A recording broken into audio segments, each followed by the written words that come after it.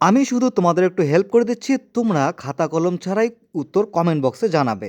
কাগজে একটি PQRS বর্গক্ষেত্র আঁকা হলো এবং এটিকে অর্ধেক ভাঁজ করে একটি 30 সেমি পরিধি বিশিষ্ট চতুর্ভুজ তৈরি করা হলো। আগে এটা দেখো, ছিল PQRS বর্গক্ষেত্র, তারপর সেটাকে ভাঁজ করে কি করেছে ওরা, করেছে চতুর্ভুজ, যার পরিধি মানে চারিপাশটার মাপলে কত হবে, 30 সেমি।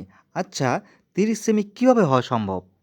একটি চতুর্ভুজের তখনই 30 সেমি পরিধি হবে যখনই একটি বাহু 5 5 এবং আরেকটি বাহু 10 10 করে হবে। দেখো 10 10 20 5 25 5 30, তবেই তো সম্ভব।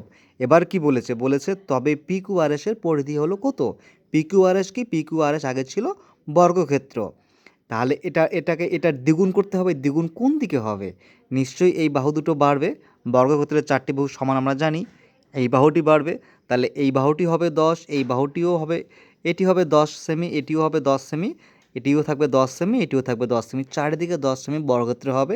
এবার বলো তাহলে তোমরা খাতা কলম ছাড়াই কোনটি হবে উত্তর? 15 সেমি, 60 সেমি, 50 সেমি, 40 সেমি PQRS-এর পরিধি।